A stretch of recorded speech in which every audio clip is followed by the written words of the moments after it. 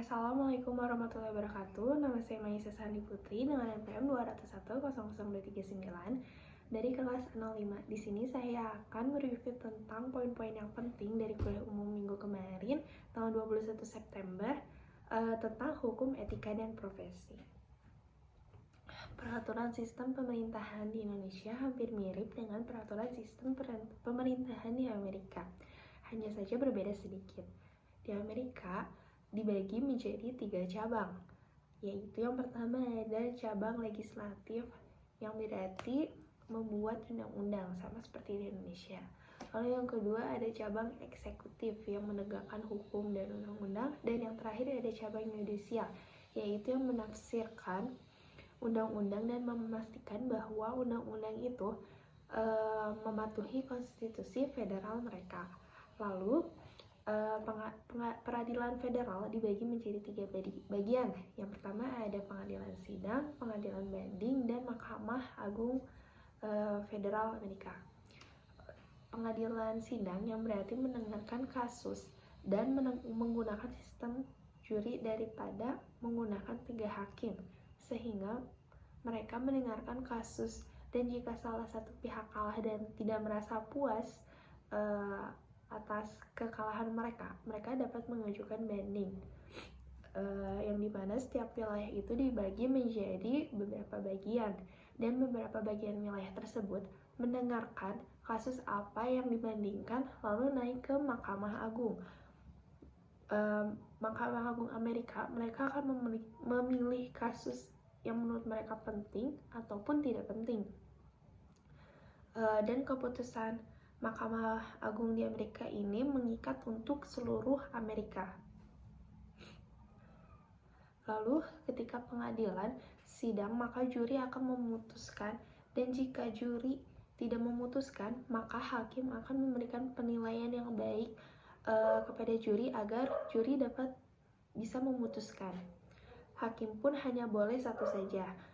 Di Georgia, jika salah satu pihak tidak puas dengan kasusnya, maka naik ke pengadilan banding, yang dimana memiliki 15 hakim yang menjadi 3 panel bagian hakim, dan masing-masing dari 3 panel bagian hakim tersebut akan berdiskusi tentang kasus yang akan mereka tangani, dan keputusan mereka mengikat negara bagian, terkecuali Mahkamah Agung Federal Amerika.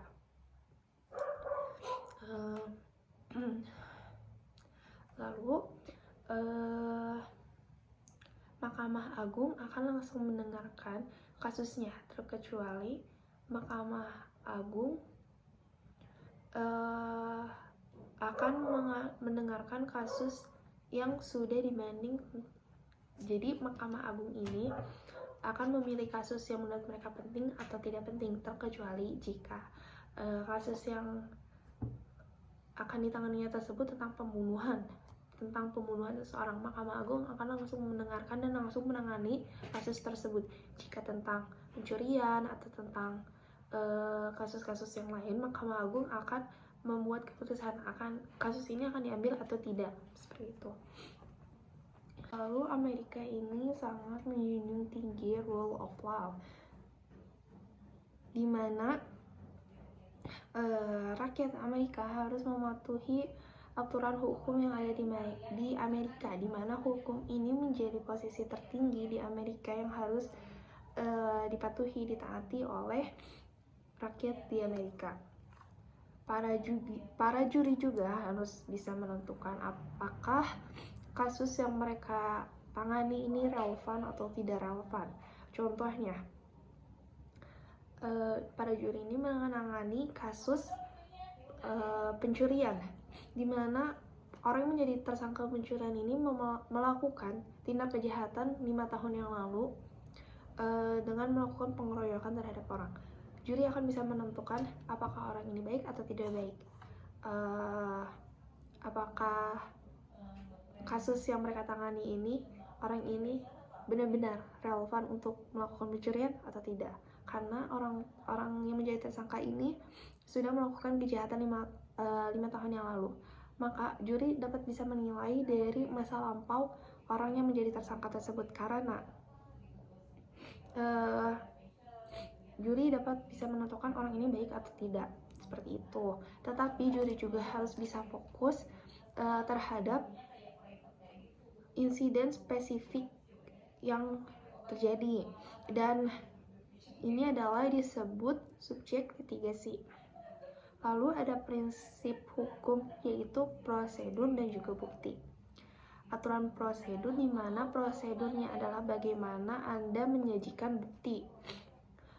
Karena bukti di persidangan itu begitu banyak, di mana Anda bisa menyampaikan beberapa mosi yang sangat banyak, seperti itu.